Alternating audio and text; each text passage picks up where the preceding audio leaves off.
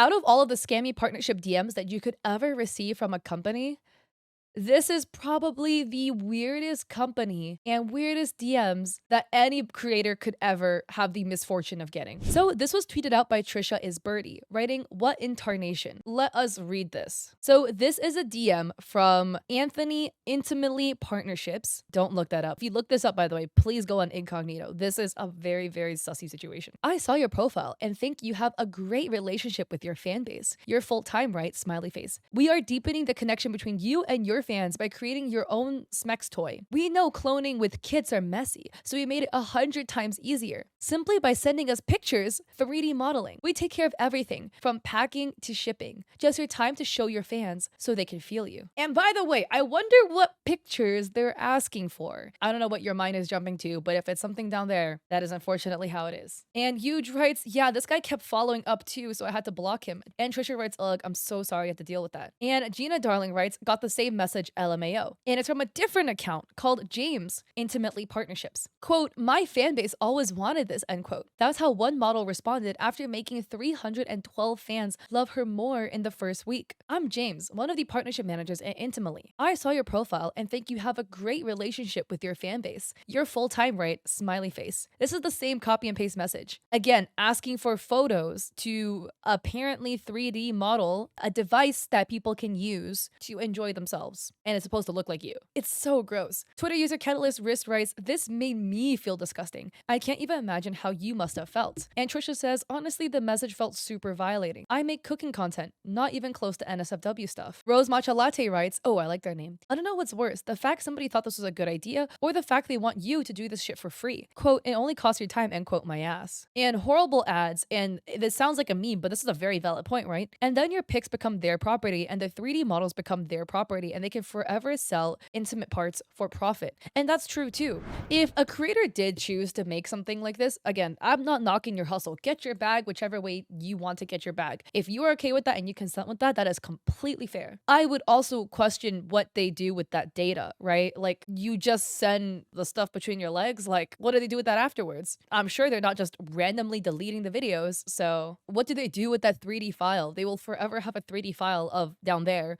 And I'm sure there's something in the TOS that states that is their property and they will have ownership of their property and intellectual stuff. And then I did a little bit of digging, okay? And again, don't Google any of this unless you're on incognito or you are in a place with nobody loitering behind you. But if you go on Twitter and look up Intimately, why are there like 10,000 people? Patrick Intimately Partnerships, Tyler Intimately Partnerships, Marty Intimately Partnerships, Robert, Daniel, Andrew, Richard, Logan. There's so many of them. And I think it's funny that some have Twitter Blue, but some don't. Here, they follow 8 people. Patrick apparently has 8 following and 751 followers and an affiliate link and a bunch of like random accounts with no profile photos, and only some of the partnership managers follow them. I like how not even all the partnership managers follow each other. That's just interesting to me. This Robert account follows 1,300 people and has 900 followers. This Marty account here, 3 following, 9,200 followers. They're probably all bots. And they all recently have retweeted the same video from Intimately on October 11th. And they do have a main page as well. 112,000 followers, following 442 people. And they have a beacons link to a website. And their banner says, "Let's collab, get your own toy." And I snooped around their website. I'm just saying again, right? I'm not going to show any of it because every aspect of that website needs to be censored. But they do have an affiliate section of their website in which they have a form that you can fill out with their social media link to potentially collab with them. And it says, "Fill out this form and we'll get back to you. Applicants must have an established website and or social media with over 10,000 followers." What's also interesting too is this account, like, they also work with VTubers. I'm curious as to how that works. Like, how would the data protection and privacy protection work in that case? Or maybe they don't get photos from VTubers and maybe it's just some stock models they can use. I don't know, man. This is just so interesting to me. I think their outreach scenario is so weird. It's such an invasion of privacy to go DM a bunch of creators, in my opinion, right? You look like you want to make a Smex toy, so check out my website. It's implying things that is very uncomfortable to imply to creators of any gender. It's just very odd and very weird in my personal opinion. So I'm so sorry to Trisha and Gina and anybody else who was reached out to by these fake influencer people. It could be a legitimate thing, but to me, this kind of also reads like a scam that people can just use just to get pictures, inappropriate ones, of their favorite creators and try to trick them into it. I personally would not trust any company with any photos of myself, anything like that. Not my cup of tea. So I'm curious as to your thoughts on this marketing ploy from this company. Do you think it's normal? Do you think this is weird? So curious.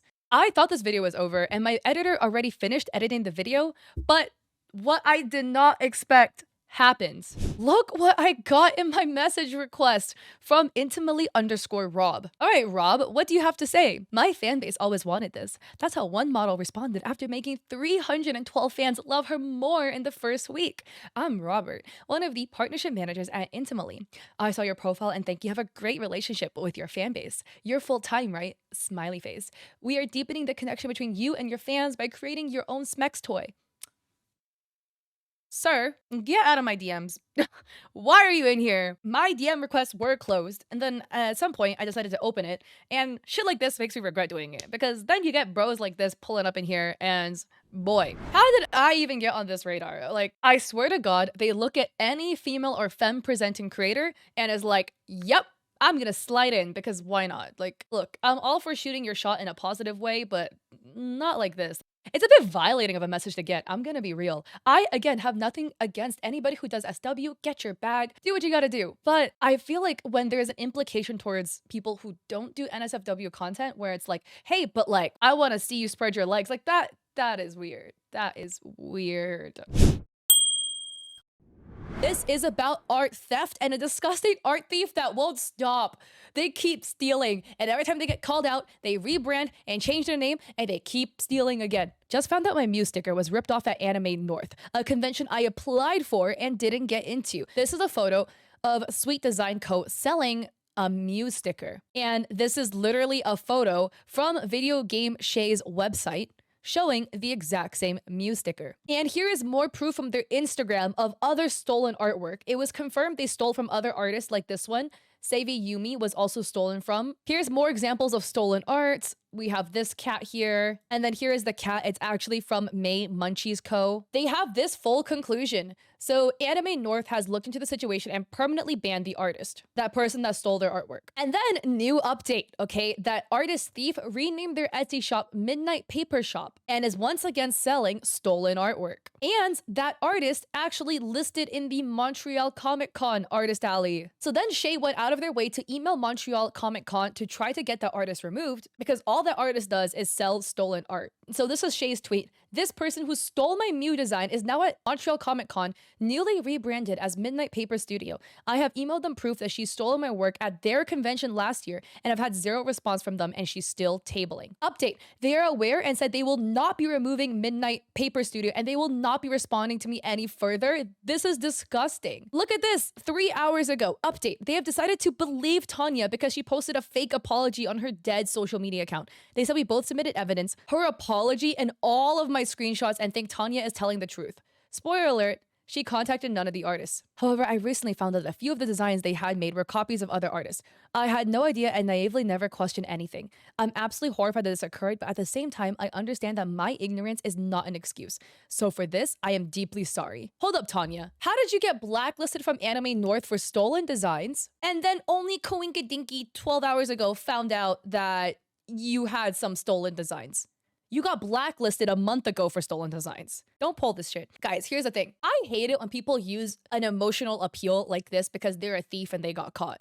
Like, oh no. I was horrified that I found out I had stolen artwork. Homie, you got kicked out of Anime North at the end of May for stolen artwork. If you hired somebody to make the art that you were selling, shouldn't you have found out when you got kicked out that you got kicked out for having stolen art? Shouldn't you have known then? If it truly was an accident, how did you find out only 12 hours ago? Tanya, you tell me. This is so sad to see because I truly would hope that conventions would stand up for artists, protect artists, and make sure that artists don't have other people stealing their artwork. But this truly shows that Montreal Comic Con has their priorities, and their priorities is siding with a thief. And again, if you like this video, I appreciate it if you liked and subscribed. Don't forget to check me out on Twitch. I stream 3 days a week there, Mondays, Wednesdays, Saturdays at 6 p.m. PST. I hope to catch you guys there or in another one of my videos.